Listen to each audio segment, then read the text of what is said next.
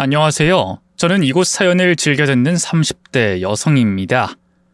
전 오늘 이곳에 제 넋두리를 좀 하려고 해요. 너무 개인적인 일이고 이야기를 꺼내다 보면 우울해져서 남들 앞에서는 쉽사리 하지 못하는 이야기일 말이죠.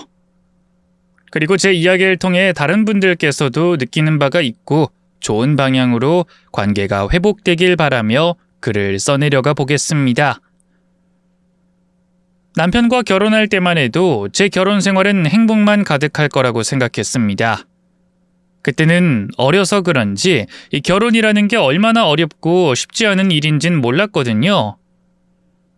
결혼은 배우자와 단 둘만의 일이라고 생각했죠. 그런데 아니었습니다. 결혼은 배우자 관계만 신경 쓰고 챙긴다고 되는 일이 아니더군요. 가족도 포함되어 있었어요. 거기가 문제가 생겼고요. 저와 남편과의 사이는 더없이 좋았지만 시모가 절 너무 힘들게 했었습니다. 결혼할 때부터 저를 마음에 안 들어 하더니 결혼한 뒤에도 계속 저를 싫어하고 괴롭혔죠. 제가 미워서 사사건건 트집 잡는 건 기본이고 어떻게든 부려먹고 힘들게 하려고 억지 시집살이를 시키시기도 했습니다. 원래 며느리 예뻐하는 시어머니는 별로 없으니까요. 저도 참으려고 했어요. 시간이 지나면 괜찮을 거라고 생각했는데 나중엔 다른 이유를 꼬투리 잡아 절 힘들게 하더라고요. 너희 결혼한 지가 몇 년인데 아직도 아이가 없어? 도대체 생각이 있는 애야 없는 애야? 여자가 시집을 왔으면 빨리빨리 애부터 낳아서 키워야지 어쩐다고 여태 임신을 못해? 죄송해요, 어머님. 생각은 하고 있는데 잘 안 되네요. 저희도 노력하고 있으니까 좋은 소식 가져다 드릴게요. 말만 그렇게 하지 말고 임신 소식을 들고 와야지. 도대체 넌 어떻게 된 애가 뭐 하나 제대로 하는 게 없니? 남들은 둘째다 셋째다 잘만 임신하는데 넌 여자가 해야 할 기본적인 것도 못하고 네가 집에서 하는 게 뭐야? 매번 저를 잡돌이하듯 들들 볶아대는 시모 때문에 저도 속이 말이 아니었습니다. 자꾸 욕을 먹고 신경을 써서 그런지 신경성 위통까지 달고 살고 언젠가부터 스트레스가 몸으로 찾아오더라고요. 그렇다 보니 저는 시모가 주는 스트레스 때문에 아이를 가지지 못하는 줄 알았어요. 매번 저를 불러다 앉혀놓고 잔소리만 해대니 들어설 아이도 도망가겠다 싶었거든요. 그러다 우연히 병원을 찾게 되었고 그 결과 아이가 생기지 않는 건 시모 때문도 저의 문제도 아니라는 걸 알게 되었습니다. 남편에게 문제가 있었어요. 알고 보니 남편이 무정자증이더라고요. 이러니 내가 그동안 별별 짓을 해도 애가 안 생겼구나 싶었고 그럼 난 왜 그렇게 시모에게 혼이 나고 욕을 먹어야 했나 억울했습니다. 그래서 또 저를 괴롭히는 시모에게 내가 아니라 남편이 문제라는 이야기를 할 수밖에 없었어요. 하지만 그런데도 시모는 모든 게 제 탓이라며 또 저를 가지고 난리였죠. 결국 네 탓이지 네 탓! 제가 우리 아들 제대로 못 살피니까 내 아들이 그런 말도 안 되는 결과를 받았잖니? 내 아들이 얼마나 건강한 아이인데 나랑 지낼 때만 해도 얼마나 몸이 건강했는데 너 도대체 어떻게 살길래 우리 아들이 그 지경이 돼? 어떻게 하길래? 이러나 저러나 시모 눈엔 제가 눈에 가시 같은 존재였나 봅니다.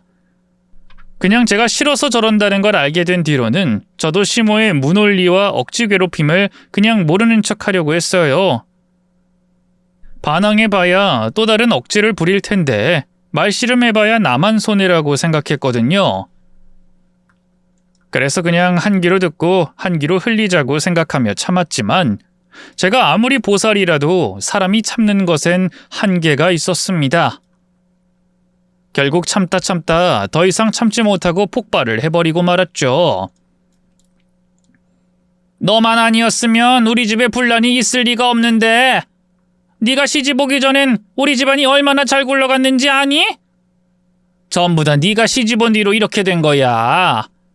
이래서 너 같은 애를 며느리로 들이는 게 아니었는데 너 때문에 우리 집안 다 망하게 생겼다. 아유, 우리 집안 대가 끊기다니. 아유. 어머님, 제발 그만 좀 하세요. 언제까지 절 탓하실 거예요? 제가 뭘 어떻게 했는데요? 제가 어디 가서 집안 잘못되라고 굿이라도 했을까봐요? 아니면 남편 무정자증되라고 구박이라도 했을까요? 제가 뭘 했다고 전부 다 제 탓이라고 하세요? 솔직히 어머님도 아시잖아요. 제가 문제가 아니라 그냥 저를 트집 잡아서 괴롭히고 싶으신 거잖아요. 그걸 제가 모르는 줄 아세요? 그런데도 참고 버텼어요. 내가 화내봐야 집안에 분란만 생기겠다 싶어서 참았다고요.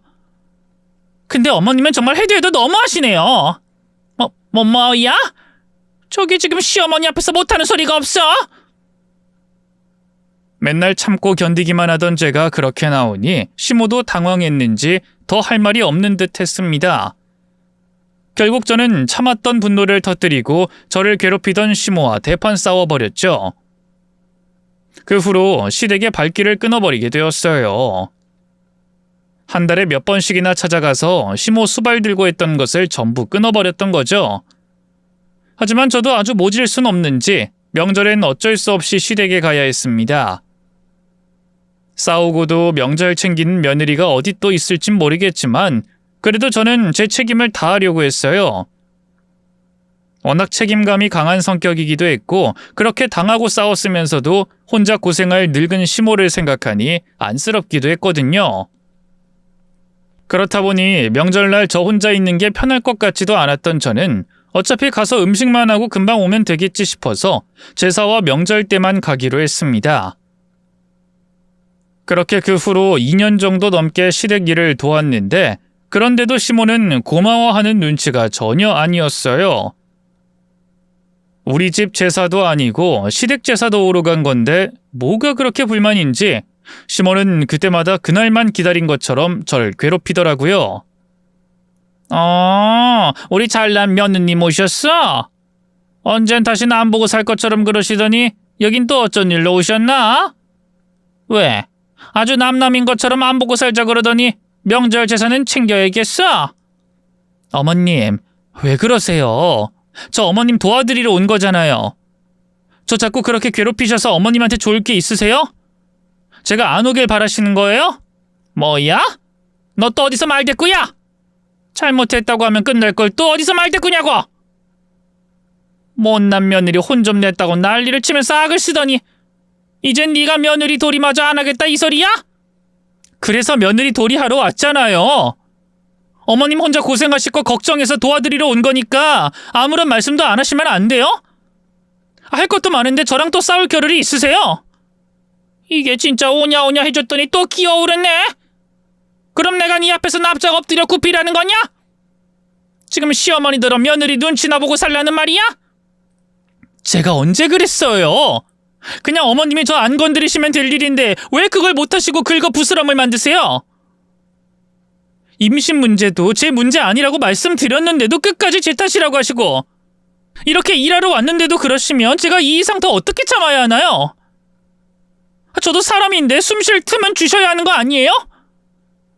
어머님이 계속 이러시면 저도 더는 못 참아요. 네가 못 참으면 뭘 어쩔 건데? 네가 못 참으면 뭘 어쩔 수 있기는 하냐? 왜? 이제 아예 연 끊어버리기라도 하겠다 이거야? 아무래도 어머님이 그걸 바라시는 것 같네요.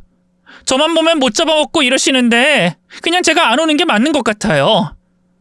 어머님 혼자 고생하시는 것 같아서 걱정했는데 어머님 이러시는 거 보니 제가 괜한 걱정했네요. 아무래도 제 얼굴 보는 게 더 싫으신 것 같으니까 앞으로는 전 안 올게요. 됐죠? 아이고 그래. 누가 너 따위 도움 필요하다 그랬냐? 그래. 어디 며느리 도리도 안 하고 아무것도 하지 말아봐라. 그래서 네가 잘 되나 어디 한번 두고 보자. 참고 참아보려 해도 도저히 도와주지 않는 시모의 괴롭힘을 저도 더는 견딜 수가 없었습니다. 결국 못해먹겠다 싶어서 명절에 찾아가는 것까지 끊어버리고 그 뒤로는 시댁 쪽으로 고개도 안 돌렸어요. 나 이제 시댁 안 갈 거니까 그런 줄 알아. 당신도 봤지? 어머님께서 끝까지 나한테 뭐라고 하시는지. 내가 아무리 노력해도 어머님은 안 바뀌실 거야. 그러니까 나도 이제 더는 못해. 참고 견디는 것도 한계가 있지. 내가 이 이상 뭘 더 할 수가 있어? 그러니까 이젠 나더러 시댁에 가라느니 참으라느니 그런 말 하지 마. 그래 알겠어. 나도 더 이상 당신한테 더 안 바랄게. 어머니께서 왜 그러시는지 모르겠다.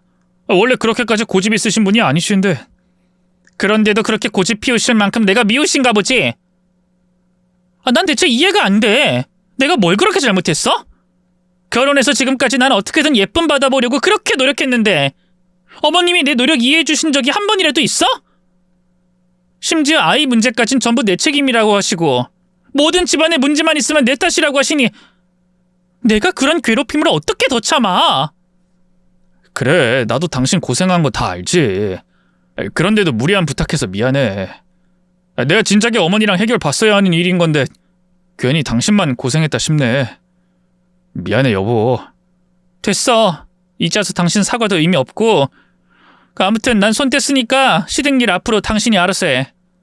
그래 알겠어. 내가 알아서 할 테니까 당신은 신경 쓰지 마.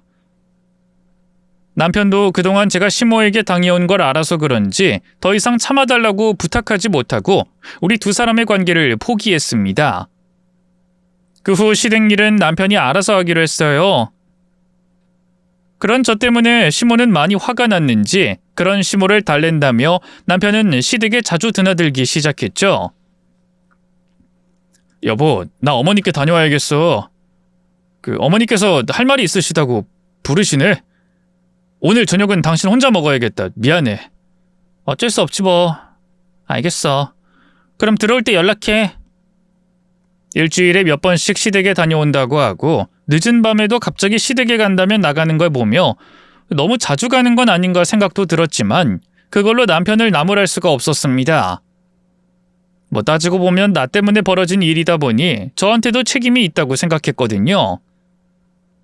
저를 힘들게 하던 시모 성격이라면 한동안 남편을 붙들고 화풀이를 하겠다 싶었던 저는 도리어 남편에게 미안한 마음이 들었습니다. 나 때문에 당신이 괜히 고생이네. 고생은 무슨. 애초에 내가 중간 노래 잘 못해서 이렇게 된 건데. 그래도 내가 어머님께 대들었다고 어머님이 그렇게 화내신 거 아니야. 좀 더 참았으면 좋았을 텐데. 더 좋은 며느리가 못 돼서 미안해 여보. 아니야. 당신이 미안해할 일 아니라니까 정말. 오히려 난 어머니 챙기느라 당신한테 못 해줘서 미안하지. 됐어. 우리가 뭐 떨어져 사는 것도 아니고. 어머님도 저러시다 언젠간 풀리시겠지. 그러니까 그때까지 당신이 어머님 마음 좀 잘 풀어드려. 뭐 맛있는 거라도 사드리던가. 어머님 잘 챙겨드려. 나랑은 사이가 안 좋아도 그래도 당신에겐 하나뿐인 부모님이시잖아. 이해해줘서 고마워 여보. 당신은 정말 좋은 아내야. 원래는 저와 같이 해야 했을 자식돌이를 남편이 혼자 하느라 힘들게 시댁을 왔다 갔다 하는 남편이 안쓰러웠던 저는 오히려 시모를 잘 챙기라고 남편에게 용돈을 주고 남편이 힘들까봐 챙겨주기도 했습니다. 그러다 시모에게 큰일이 생겼어요. 이 갑작스러운 혈변에 병원을 갔는데 암이라는 이야기를 듣게 된 겁니다. 그것도 여러 장기의 전이가 된 암 말기라는 시한부 판정을 받게 된 거예요. 그 말에 저는 곧장 시모 곁으로 갔어요. 제가 시모 간병을 해야겠다고 생각했거든요. 하지만 시모는 저와의 관계 때문인지 제 간병은 받지 않겠다고 했죠. 왜? 네 손으로 어떻게든 날 일찍 보내려고? 그러려고 이러는 거지? 내가 너한테 도움받아 무슨 꼴 볼 줄 알고 간병을 받아? 됐어, 필요 없다. 내가 돈이 없는 것도 아니고 왜 네 간병을 받아? 어머님, 지금 예전 일들 따질 때가 아니잖아요. 간병인을 써도 가족보다 신경을 더 써줄 순 없는 건데 제게 받는 게 나으시죠. 저 어머님 완쾌하실 수 있게 노력할 거예요. 제가 정말 열심히 간병할 거라고요. 어머머, 얘가 왜 이래? 너 무슨 꿍꿍이니? 뭐 때문에 이러는 거야? 어머님, 그런 거 없어요. 정말 어머님 살려야 하니까 이러는 거라고요. 돈이 문제라서 간병인이 아닌 제가 간병하겠다고 한 게 아니었습니다. 단순히 생각해도 간병인보다는 가족이 간병하는 게 낫다고 생각했거든요. 물론 남편이 하면 더 좋겠지만 남편은 어머님을 반드시 살리겠다고 퇴근 후 알바까지 하면서 돈을 벌고 있었기에 제가 휴식계를 내고 어머님을 맡아 간병하는 게 가장 좋겠다고 생각했죠. 또 제 마음의 빚이 있어 어머님을 간병하고 싶었고요. 하지만 시모는 좀처럼 저의 간병을 수락하지 않았습니다. 긴 실랑이가 있었지만 결국엔 제가 승리할 수 있었어요. 시모는 제 고집을 꺾을 수 없다고 생각했는지 제 간호를 더 이상 거부하지 않았죠. 하지만 그렇다고 해서 제게 마음을 열었던 것도 아니었습니다.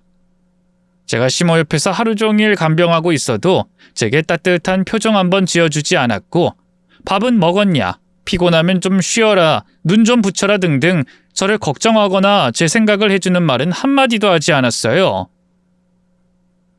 하루 종일 굳은 얼굴로 찬바람이 쌩쌩 불었죠. 이왕 제 간병을 받는 거면 조금만 잘해둬도 좋겠다고 생각도 했지만, 생각해보면 아픈 사람에게 그런 것 바라는 것 자체가 잘못된 생각이라고 했어요. 시모가 다 나은 뒤에나 그런 말을 기대해야겠다 생각했고, 또 제가 간병해서 나았다, 고맙다, 이 말을 시모 입에서 꼭 듣기 위해 시모를 완치시켜야겠다는 생각을 했어요. 아픈 시모보다 더 의욕을 가지고 치료에 참여했고 간병했죠. 남편은 아픈 어머니의 치료비를 벌기 위해 퇴근 후에도 일을 하고, 며느리인 저는 아픈 시어머니를 위해 병에 대해서 공부하고 하루 종일 옆에서 신경 쓰고 간병하고 조금이라도 힘낼 수 있게 몸에 좋은 음식을 만들고 챙기고 있으니 각자 자신의 위치에서 최선을 다한다고 생각했습니다. 시모도 그런 저의 모습에 자극을 받아 처음 치료를 시작했을 때보다 삶의 의지를 불태웠고요. 모두 다 병을 극복하기 위해 노력하고 있으니 좋은 결과가 있을 거라고 생각했어요. 이 정도면 하늘도 기적을 내려줄 거라고 생각했습니다. 그런데 그런 노력이 무색하게 차도가 없었어요. 검사를 받을 때마다 눈을 질끈 감게 되는 결과를 의사 선생님께 받았고, 시모의 상태도 눈에 띄게 나빠지게 됐죠. 그럼에도 우리 모두 실망하지 않고 포기하지 않고 노력하고 있었습니다. 어떻게든 시모를 살리려고 애를 썼죠. 그리고 그때 시모가 간병 후 처음으로 제게 말을 걸어왔어요. 그 당시 제가 생각도 못했던 이야기를 시모 입에서 듣게 됐습니다. 남편과 이혼하라는 말을 말이죠. 어머님, 저 잡고 일어나세요. 온열팩 하실 시간이세요. 너 그거 놓고 커튼 닫은 다음에 여기 좀 앉아봐라. 왜 그러세요? 혹시 옷 갈아입으시려고 그러세요? 잠시만요. 지금 여분 옷이 없어서 받아와야 해서요. 제가 빨리 갔다 올게요. 그런 거 아니니까 그냥 앉아. 네? 아, 네. 너 지금부터 내가 하는 말 정신 차리고 들어라. 내가 아파서 헛소리한다 생각하지 말고 정의에 끌려서 평생 후회할 선택도 하지 마. 알겠지? 어머님, 왜 그러세요? 무슨 말씀하시려고? 너 내 아들과 이혼할 수 있어? 할 수 있지? 네? 이혼이요? 어머님, 지금 이런 상황에서도 그런 말씀 하셔야겠어요? 정말 너무하세요. 제가 어머님께 어떤 마음으로 간병하는지 아시면서... 어머님만 힘드신 거 아니에요. 저도 지쳐요. 어머님 앞에서 내색 안 하려고 해서 그렇지 얼마나 힘든지 아세요? 근데 수고한다는 말도 아니고 이혼할 수 있겠냐는 말이... 어머님께서는 이런 상황에서도 제 도움받기 싫다는 말씀이세요? 제가 꼴도 보기 싫으신 거냐고요? 도대체 제가 어떻게 해야 하는 건데요?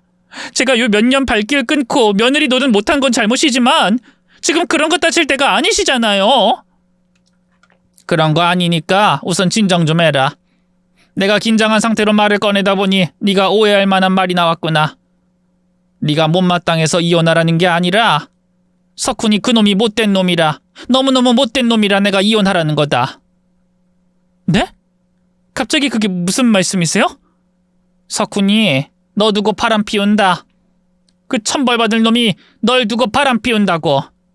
딴 여자가 생겼단 말이다. 그 놈이.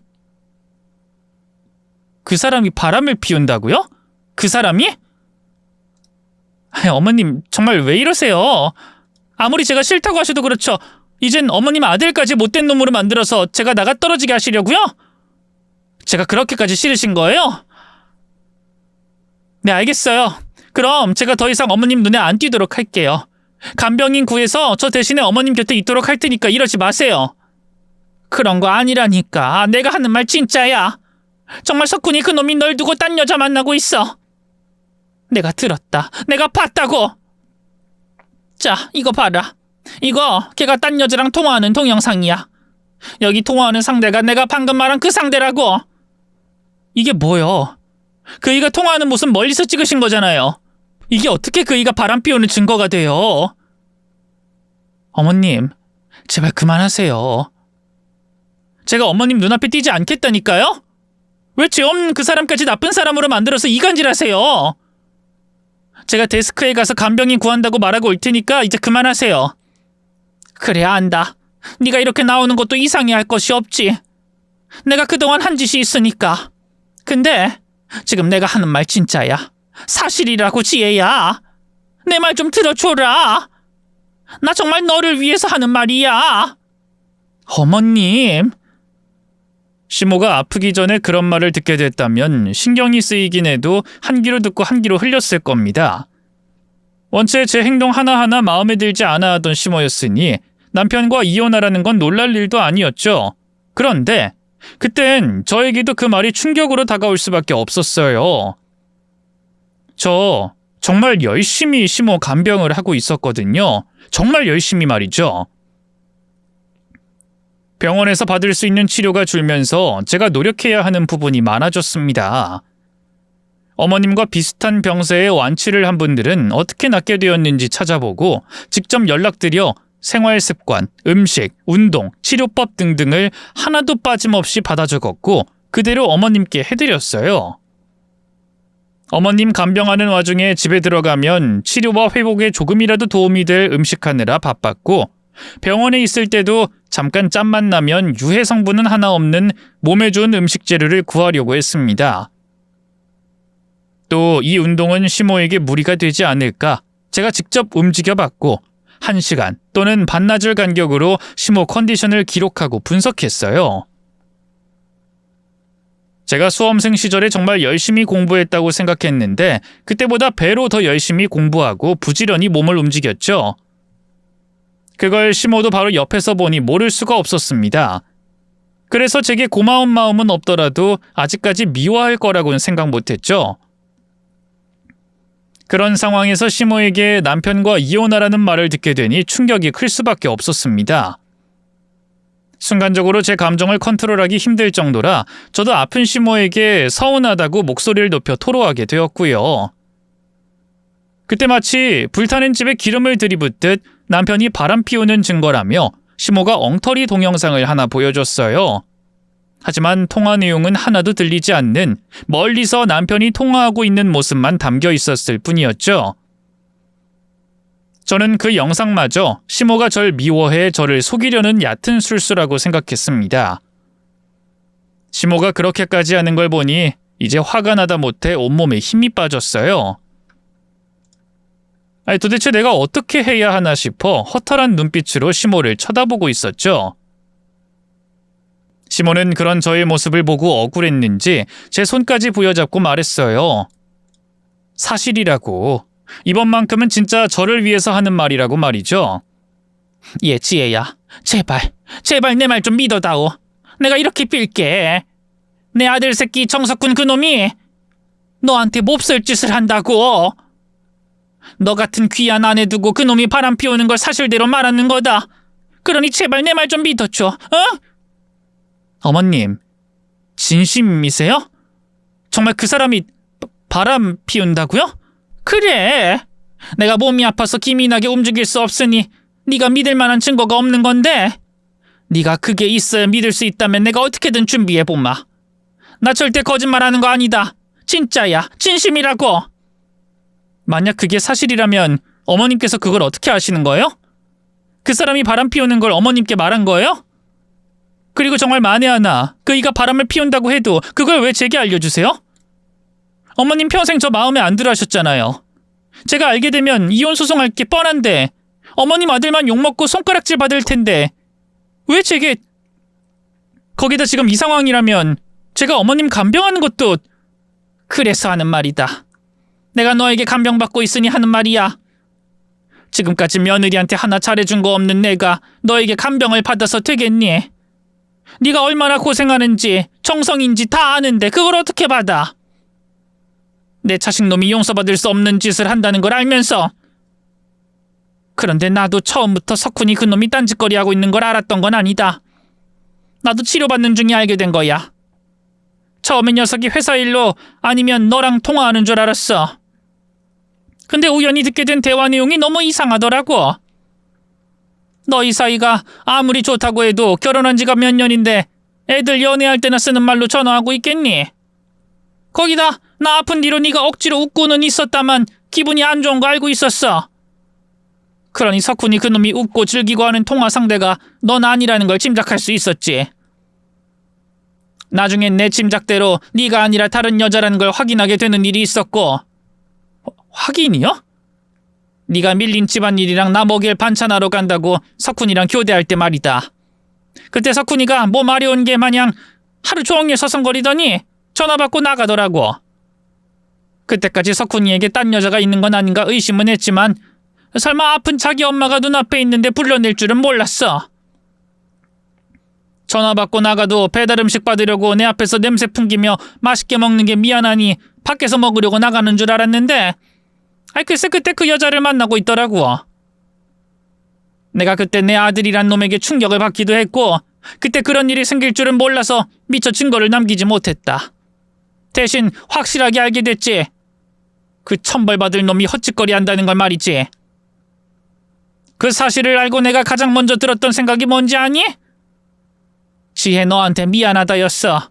그냥 미안한 것도 아니라 울고불고 매달리며 두 손 두 발 싹싹 빌며 미안하다고 용서를 구하고 싶더구나. 아니 그걸로도 부족하다고 생각했지. 정말 너무 미안했어. 내가 그동안 너한테 한 짓이 있었으니까. 그런 짓을 했는데도 넌 내가 아픈 뒤로 나 살리겠다고 온 힘을 다해 고생하고 노력하고 있었으니까 말이야. 내 아들 놈은 나 아프다는 핑계로 너 속이고 나 속이며 바람이나 피우고 있는데 말이지. 어머님, 핑계라는 말은 무슨 뜻이에요? 너 그놈이 회사에 끝나고 아르바이트 하는 걸로 알고 있지? 그거 아니다. 그놈 너에겐 그렇게 말하고 그 시간에 그 여자 만나고 있는 거야. 그 몹쓸 놈의 자식이 떠받들고 살아도 모자란 너를 속이고 또 아픈 지 엄마 신경 쓰지도 않고 바람 피우는 년을 만나고 있어. 정말 미안하다 지혜야. 내가 자식놈을 잘못 키웠어. 나로도 부족해서 아들놈까지. 아이고. 뭐에 홀린 듯이 시모가 하는 말을 잠자코 듣고 있던 저는 시모 말이 다 끝난 뒤에도 아무런 말도 아무런 행동도 할 수 없었어요. 지금 제가 들은 이야기가 사실인지 아닌지도 판단이 안 되었거든요. 저를 미워하는 시모가 아들과 이혼시키려 거짓말을 하는 건지 아니면 정말 남편이 다른 여자와 바람을 피우고 있는 건지 헷갈렸습니다. 그런데 그때 머리를 숙인 채 고개를 들지 못하는 시모의 모습이 눈에 들어왔고 마음이 움직였습니다. 시모의 말을 믿어야겠다고 말이죠. 왜냐하면 고개 숙인 시모의 몸이 들썩이고 있었거든요. 몸은 들썩이고 어느새 침대 커버가 흥건하게 젖어 있었습니다. 시모의 눈물로 말이죠. 이제까지 단 한 번도 볼 수 없었던 시모의 눈물이었어요. 평소에는 물론이고 그 누구라도 한 번은 눈물을 보일 수도 있는 힘든 투병 생활에서도 시모는 단 한 번을 울거나 힘들다고 한 적이 없던 분이었어요. 눈물은 물론이고 바늘로 찔러도 피 한 방울 안 나올 것 같은 사람이 시모였습니다. 그런 시모가 침대 커버가 다 젖도록 어깨가 들썩이도록 울고 있었어요. 이건 절대 거짓말이라고 생각할 수 없었습니다. 저는 그제야 손발이 떨려오기 시작했어요. 제가 생각하던 수많은 미래 중에 남편이 바람 피우는 미래는 없었거든요. 그런 가정은 한 번도 없었거든요. 저는 어쩔 줄 몰라 했죠. 그때 시모가 떨고 있던 제 손을 다시 한 번 더 잡아주며 제 정신도 꽉 잡아줬습니다. 이제 내 말 믿겠니? 내가 정말 미안하다. 지혜 너에게 입이 10개라도 할 말이 없어. 시어머니로서도 아들든 엄마로서도 면목이 없구나. 나 하나로 부족해서 아들 새끼마저 네 속을 다 긁어놓으니 정말 미안하다 미안해. 근데 지혜야, 너 지금부터 정신 똑바로 차려야 해. 이제까지 나 때문에 힘들었던 거, 그놈 때문에 힘든 거 다 보상받아야지. 이제 네 행복만 바라고 살아야지. 내가 너 그렇게 살게 해줄 거다. 내 목숨 다하기 전까지 너 도울 거야. 네가 이혼하고도 아무런 후회 남지 않게 해줄 거라고.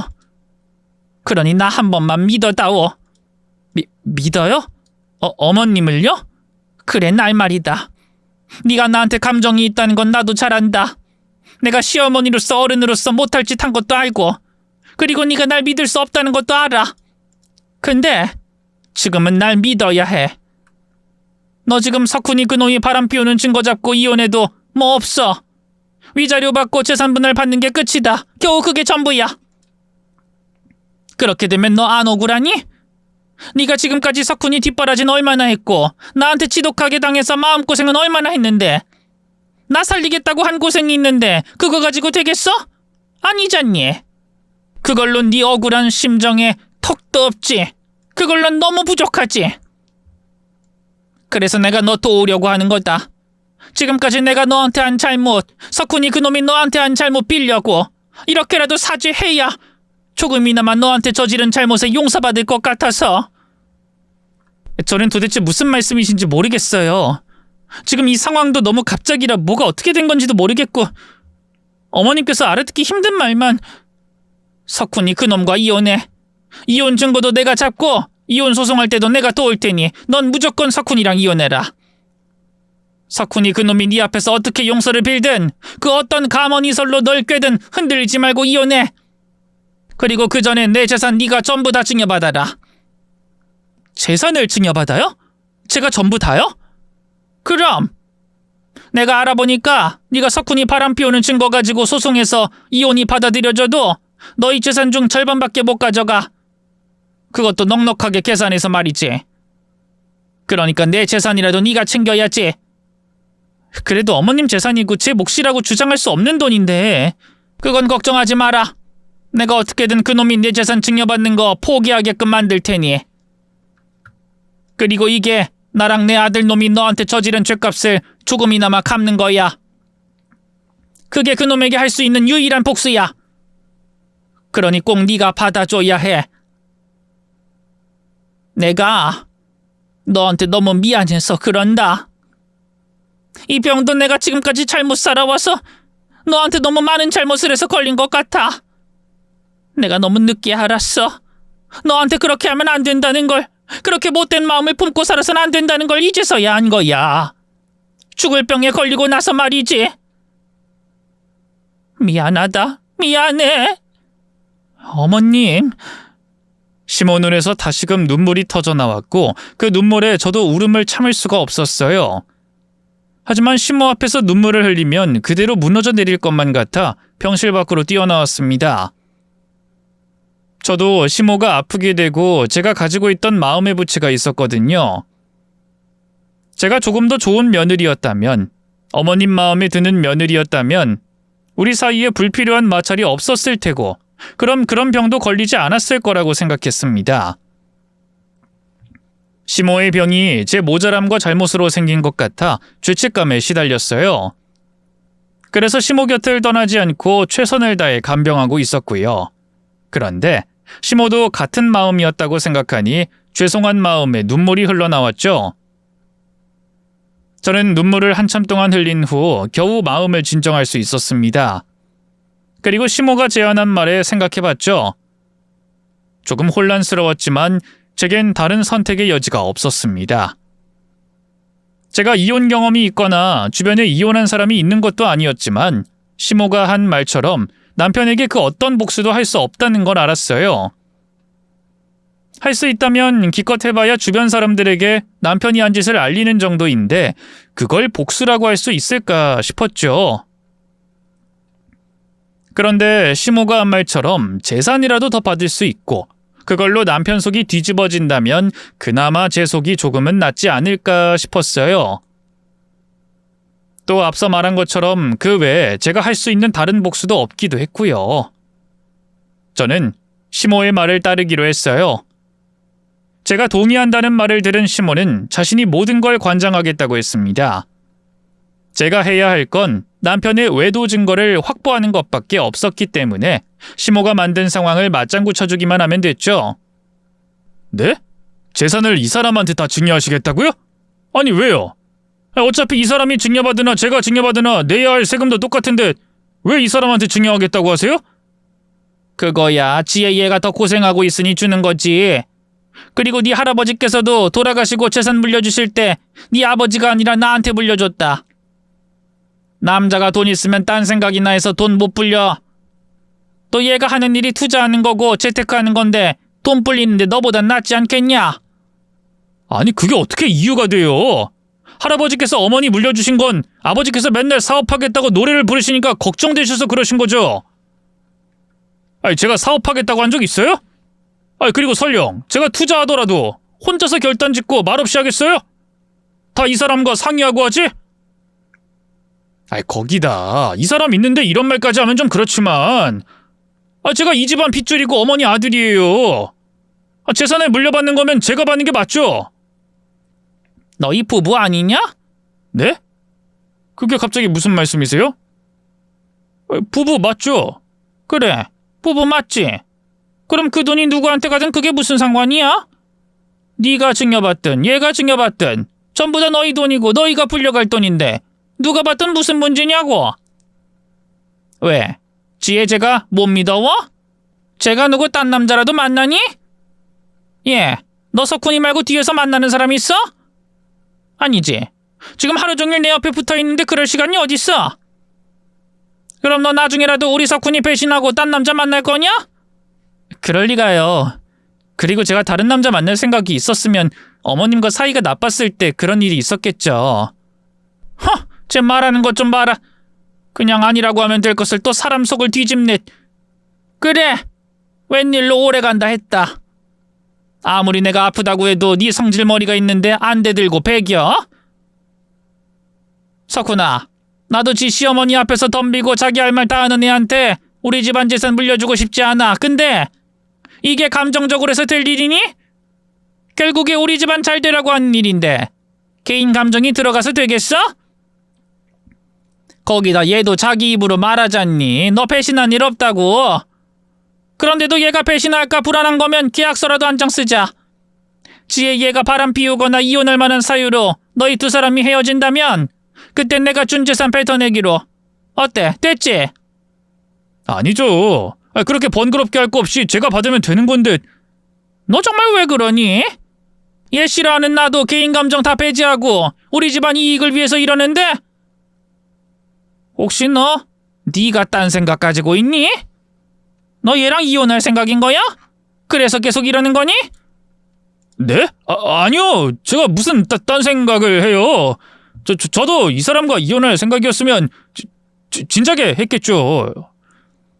어머니는 저를 잘 아시면서 그런 말씀을. 그럼 내가 쟤보고 계약서까지 쓰겠다고 하는데 너야말로 왜 그러니? 아이 됐어. 내가 충분히 생각했고 한참 전에 결론 내린 거니까 더 이상 길게 말하지 말자. 예. 지혜 너 아까 내가 말한 계약서 쓰는데 불만 없지? 그럼요. 그럼 됐다. 이제 이걸로 끝이야. 지혜가 다 증여받는 걸로 해. 어머니. 너 정말 왜 그래? 정말 다른 꿍꿍이라도 있어서 이러는 거야? 아니면 지혜를 못 믿어서 그러는 거야? 그 중에 뭐라도 있으면 나한테 말해. 내가 너 이혼할 수 있게 도와줄 테니까. 아니 그런 게 아니라. 알겠어요. 그렇게 할게요. 시몬은 누가 봐도 억지인 걸 교묘한 말들로 남편이 식은땀을 흘리게 하고 재발저리게 만들며 동의를 이끌어냈어요. 남편은 자기 주장을 더 세우다가는 의심을 받을 수 있겠다 싶었는지 단념한 채 반발하지 않았고요. 이제 기다리기만 하면 됐습니다. 증여를 마무리하면 남편의 외도 증거를 가지고 이혼 소송을 하면 됐죠. 그 시간까진 오래 걸리지 않았습니다. 그 말인즉 시모와의 이별도 다가왔다는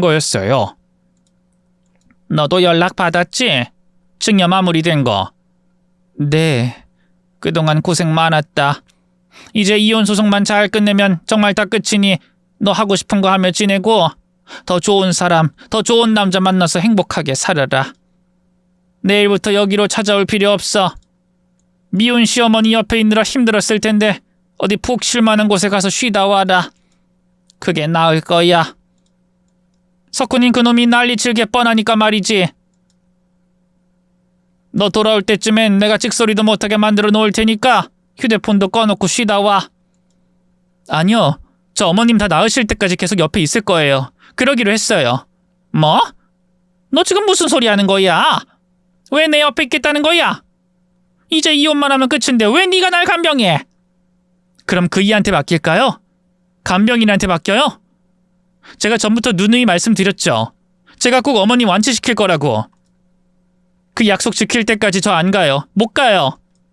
아이 그러니까 왜 그러는 거냐고. 내가 너한테 뭘 얼마나 해줬다고. 이번엔 내 재산 주고 석훈이랑 이혼하게 도와줬니? 그거 사람이라면 해야 할 도리라서 한 거야. 내가 말했잖니. 내가 그동안 널 너무 미워해서 죽기 전에 이렇게라도 해야 내 죗값 조금이라도 치르는 거라고. 그러니 이번 일 때문에 마음에 두지 않아도 돼. 넌 충분히 할 만큼 했어. 오히려 내가 너에게 받은 게 너무 많지. 어머님께 재산을 받았든 그 사람과 이혼해서 남남이 되든 상관없어요. 어머님 나으실 때까지 옆에서 간병하는 게 저 스스로 한 약속이에요. 그리고 미안하고 죄송한 마음은 어머님만 가지고 계신 줄 아세요? 저도 어머님 아프시고 늘 죄송했어요. 늘 죄책감이 있었다고요. 내가 어머님 심기에 거슬러서 매번 못마땅하게 행동하고 말해서 어머님께서 아프게 되신 건 아닐까 늘 제 탓을 했다고요.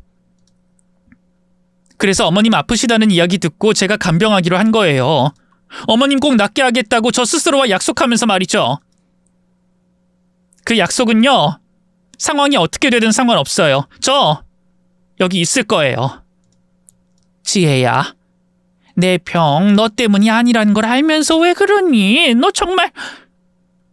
어머님께서는 저를 더 잘 아시죠? 제 고집 만만치 않다는 걸요. 저 내일이든 모레든 몇 년이 되든 어머님 나으실 때까지 있을 거니까 그렇게 아세요. 제가 옆에 있는 게 싫으시면 하루빨리 털고 일어나시고요. 지혜야. 저는 처음부터 그럴 생각이었습니다. 애초에 어머님께서 완치할 때까지 간병하겠다는 생각이었고 그건 남편의 외도를 알게 되고 어머님께서 깜짝 놀랄 제안을 하셨을 때도 유효했어요. 그 당시 증여가 완료된 후 곧장 남편에게 이혼소장을 보냈을 때도 마찬가지였고요. 그래서 저는 그 상황이 덤덤했습니다. 하지만 시모는 예상치 못한 상황에 미안함과 고마움이 뒤섞인 눈물을 보이고 있었죠. 저는 다른 말은 하지 않고 시모의 손을 꼭 잡은 채 제 마음을 전달했어요. 그런데 그때 방해꾼이 나타났죠. 이혼소장을 받고 난리가 난 남편이었습니다. 박쥐, 너 이거 뭐야? 이혼소장 이거 뭐냐고? 나가서 얘기하자. 어떻게 된 일인지 전부 다 설명해 줄 테니. 밖은 무슨, 빨리 말해! 너 이거 뭐야? 너 계획적이었던 거지? 언제부터 알았는진 모르겠지만 우리 어머니 재산 증여받는다는 말에 기다렸다가 이런 거잖아.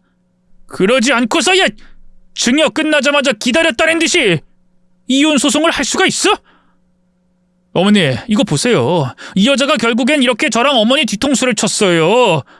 이게 뭔 줄 아세요? 이혼 소송 소장이에요, 소장. 그러게 제가 그 이혼 소송 내가 하라고 한 거다. 네? 그게 무슨 말씀이세요? 네가 다른 여자 만나는 거 지혜에게 내가 말해줬고 이혼 소송도 내가 하라고 했다. 그리고 재산 증여도 일부러 내가 너 포기하게 만든 거야. 네가 받을 수 없게. 네? 어머니, 그게 무슨 말씀이세요? 제가 어머니 아들이에요. 이 여잔 며느리고요. 거기다 어머니랑 그렇게 미워하고 싸우던 사람이에요. 어머니도 이 사람 못마땅해 하셨잖아요. 그런데 도대체 왜? 그래서 지혜가 뭘 잘못했냐? 나랑 지혜 사이에서 지혜가 먼저 잘못해서 벌어진 일이 있어? 전부 다 내 잘못이었지. 거기다 그런 관계에서도 지혜는 내가 아프다고 하니까 한 걸음에 달려와서 내 옆을 지켰다. 다른 며느리도 그 정도 했을진 모르겠다만 얘 내 곁에 있는 동안 단 한 번도 정성 없이 대한 적이 없었어. 진심으로 날 간병했다고. 그런데 넌 그런 고마운 아내 두고 다른 여자 만나니? 그것도 네 엄마가 아픈데 그 시간에 여자랑 있어? 나 치료하는데 돈이 필요하다고 알바까지 나간다는 거짓말까지 하면서. 자, 어디 네가 할 말 있으면 해봐. 지금 내 재산 지혜에게 가고 너 이혼소장 받게 된 일이 전부 내가 계획한 일인데 억울하다 싶으면 말해보라고. 어머니! 왜? 할 말 없지? 근데 어디서 지혜에게 목소리를 높이고 그래? 너 지혜랑 하는 소송에서 네가 주장할 말 하나 없다. 그러니 잘못 다 인정하고 진심으로 용서 빌어. 그게 지금 네가 할 수 있는 최선이야. 어머니, 어떻게 아들한테... 제가 아들인데... 어머니... 이 사람이랑 제가 이혼하면 어머니 간병 누가 해주는지 아세요? 어머니 이제 돈도 없으세요. 그럼 지금 절 질타하시면 안 되시죠? 뭐? 그러니까 네 편 안 들어줬다고 다 죽어가는 네 엄마한테 협박하는 거냐? 살고 싶으면 너한테 잘 보이라고? 솔직히 상황이 그렇잖아요. 저만 나쁜 놈으로 몰아가고 저만... 뭐야, 당신 지금 나 때렸어? 그래, 이 쓰레기 새끼야. 너 어떻게 그런 말을 하니? 아무리 화가 난다고 해도 그렇지 널 낳아주신 분께... 야, 너 그냥 꺼져. 너 같은 놈한테 어머님 간병 맡아달라고 말 안 하니까 꺼지라고. 꺼져!